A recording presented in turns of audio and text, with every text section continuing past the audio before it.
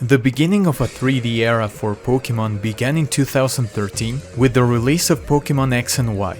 Although games like Pokémon Stadium had already displayed Pokémon action in the third dimension, it wasn't able to display a complete adventure, something that Pokémon Colosseum and XD tried, but never in the familiar style of a handheld adventure. As always, we'll cover the darkest secrets, mysteries, unused content and more of what meant a new era for the Pokémon world. Welcome to the Pokémon X and Y Iceberg. Say my name. Eisenberg. You're goddamn right. Holocaster. This is the name of the device created by Lysander Labs that allows people to communicate with each other through holograms. However, the word bears a striking resemblance, both in written and speaking, to another word that is defined as a great or complete devastation or destruction, especially by fire. The Japanese name of the Holocaster, Holocaster, is also extremely similar to Holocaust. Judging by Lysander's plan to destroy the world, it's beyond any doubt that this wasn't done on purpose. The downsides of 3D. Pokémon gained an extra dimension when transitioning to the 3DS, but they lost a couple of things. Look at the colors, less saturated and therefore less alive, but that's not the only thing. Look at Typhlosion's flames that are completely absent in the new games. But it's not about the flames. 2D sprites had the amazing feature of showing the best side of a Pokémon, striking their best pose during the whole battle, while 3D Pokémon are forced just to be there, waiting to make a move to show off. If we go all the way back to the second generation, each version had their own exclusive Pokémon sprites, something that cannot longer be done in modern games. From Generation 1 up to Gen 5, we could see different sides of the same Pokémon, some better than others of course, but since Gen 6 onward, well, nothing has changed for obvious reasons. Ghost Girl. On the second floor of the Fighting Dojo's building in Lumio City, there's a Hex Maniac who will show up during a cinematic and tell the player that he or she is not the one. The way she floats indicates that most probably she is a ghost or she is possessed. There's a lot of speculation going on, but this looks like a situation in which a ghost is looking for revenge on whoever passed that person away. Lack of difficulty.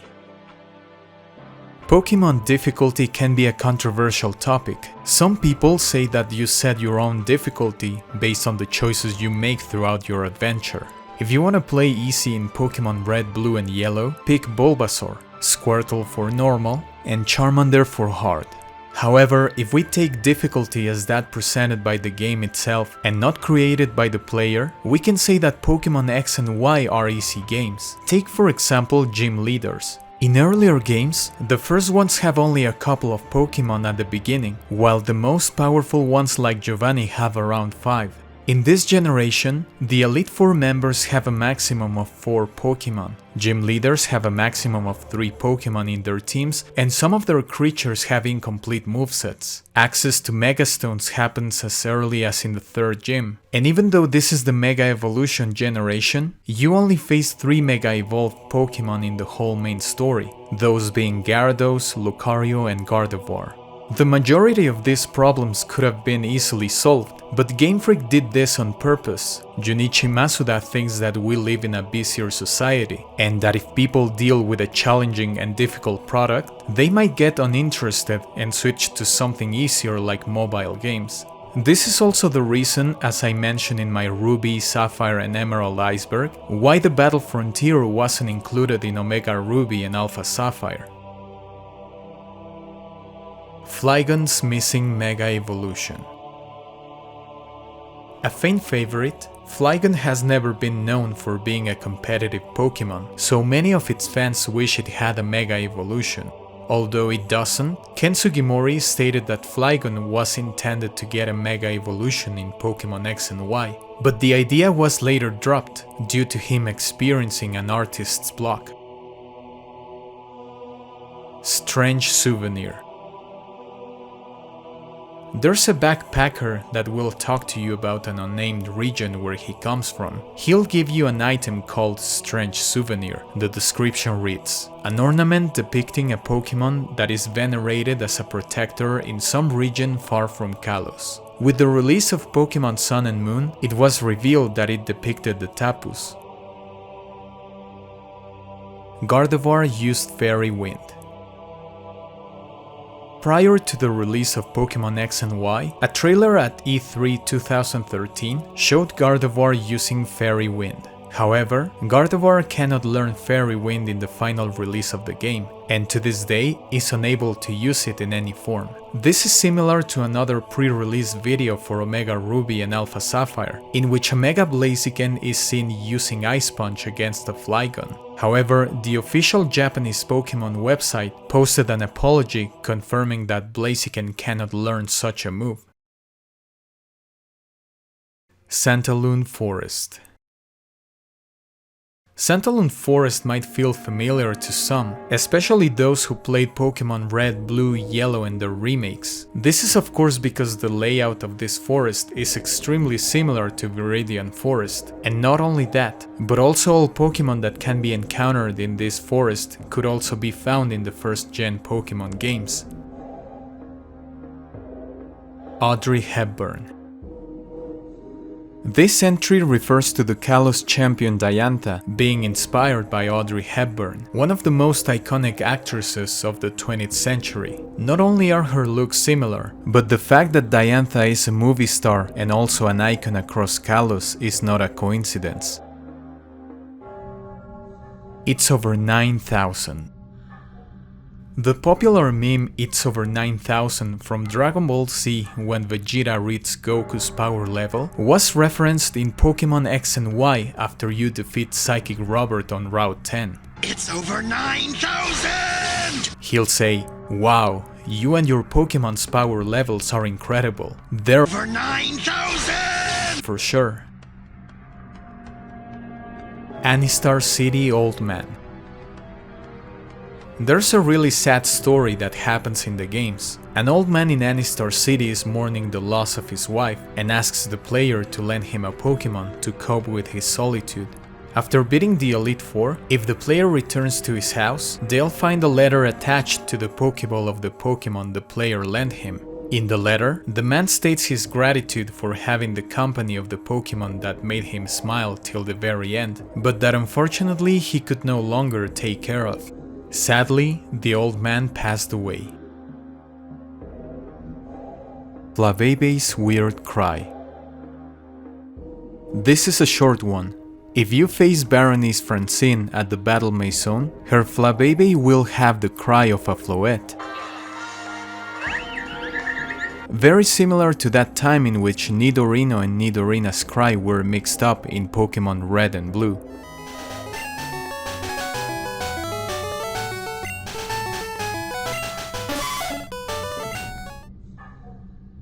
Missing No. As many of you already know, Missing No is one of the most popular glitches in video game history, and it comes in the form of an inverted L-shaped silhouette. This glitch that appeared in the first Pokemon generation apparently made a comeback as an Easter egg that can be seen at the entrance of Boutique Couture in Lumia City. From a certain angle, we can see a silhouette that bears a striking resemblance to the glitch Pokemon. However, as much as we wish this were true, this is just a coincidence. Thanks to a boundary break video, we can see that the backward cell-shaped silhouette is in fact a doorframe from the other side of the building that somehow shows up through this entrance. Mewtwo in Kalos. There are many mysteries surrounding the existence of multiple legendary Pokemon. These Pokemon were supposed to be one of a kind, especially in the case of Mewtwo. I'm not sure if it's canonical that Red caught Mewtwo during the first generation, but if so, who is this other Mewtwo? I don't say it's impossible for multiple Mewtwo to exist, but it's weird considering that there was record of a single Mewtwo. This is also seen in Genesect and the Awakened legend, where a completely different Mewtwo is seen facing a shiny Genesect. Happy birthday. Unknown to the West, when you visit the Pokémon Center on your birthday on a Japanese copy of Pokémon X and Y or Omega Ruby and Alpha Sapphire, you'll be able to hear a cover of Happy Birthday to You. In the Western releases, the Pokémon Center celebrates our birthday too, but not with the song in question. This was due to the song supposedly being protected by copyright at the time.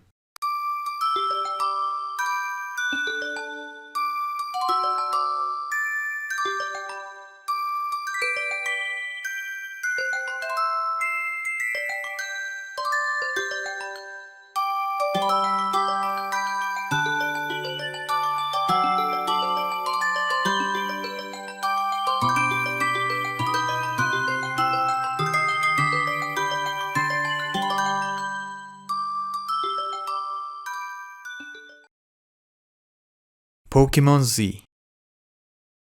The inspiration for the names of the 6th generation of Pokémon games were the axes X, Y, and Z, referring to the spatial dimensions that make a 3D world, very suitable for the transition from 2D to 3D. But where is Pokémon Z? 11 years after, nowhere to be found.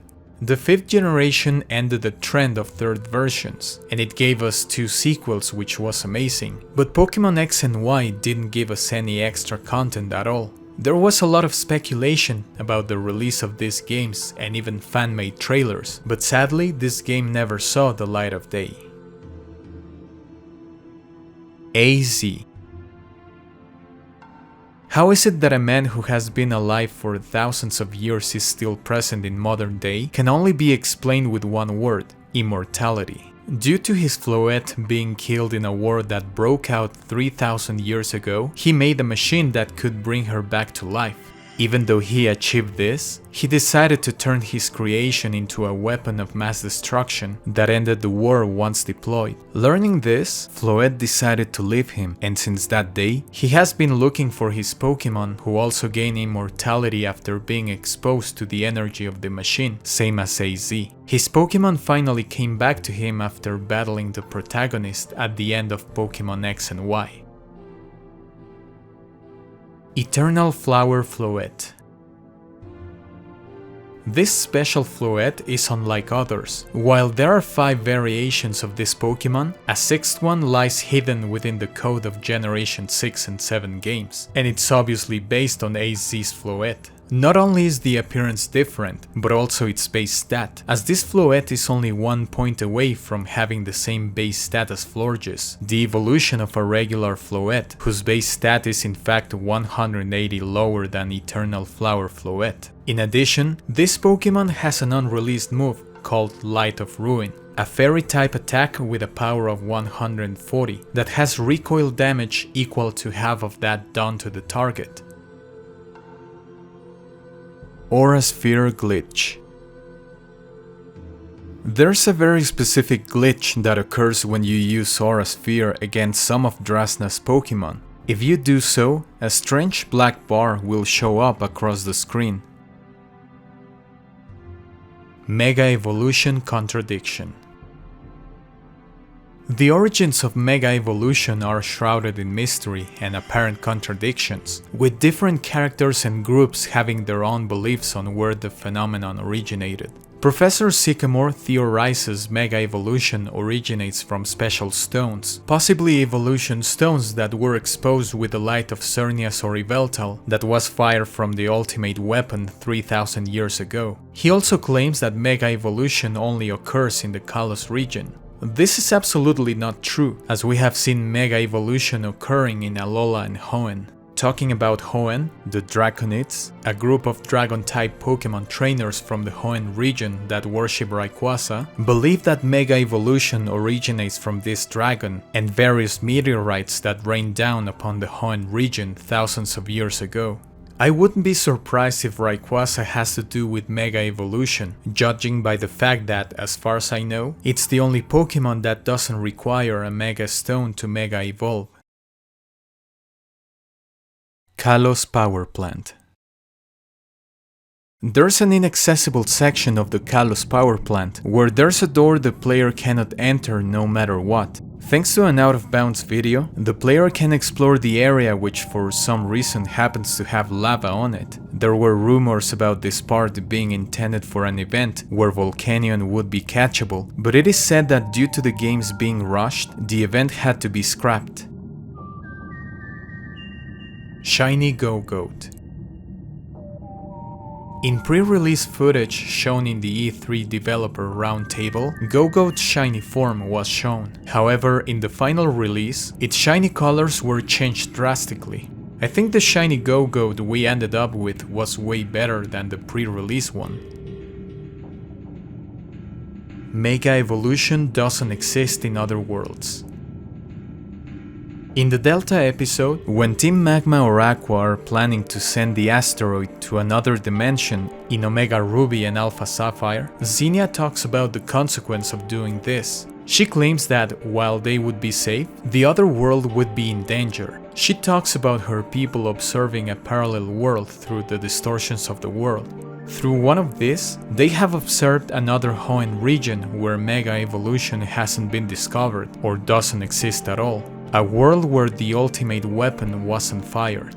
Alternative universes are fascinating. It would be awesome that at some point in the future, Game Freak dared to explore alternative universes. This has been done in the 7th generation, but only for a small section of the game. Lumious Station Hidden Message.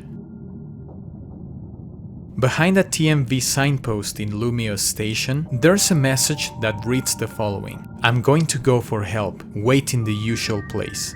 There's no context at all, but whoever wrote this message was most probably in distress to write something in such an unusual place. AZ in Hoenn.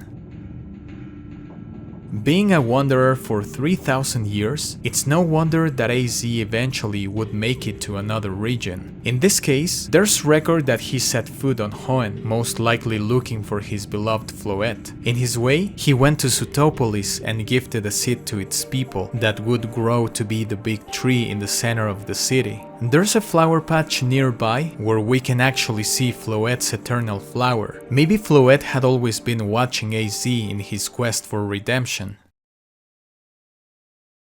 Mega evolutions are horrifying. It envelops its prey in its mouth, freezing them instantly, but its jaw is dislocated, so it's unable to eat them. This is one of the Pokédex entries for Mega Glalie, and it is not the only Mega Evolved Pokémon with such a terrifying description. Here are some of them. Metagross. Its intellect surpasses its previous level, resulting in battles so cruel they'll make you want to cover your eyes. When it knows it can't win, it digs the claws on its legs into its opponent and starts the countdown to a big explosion. Scizor. It stores the excess energy from Mega Evolution, so after a long time passes, its body starts to melt. Sableye.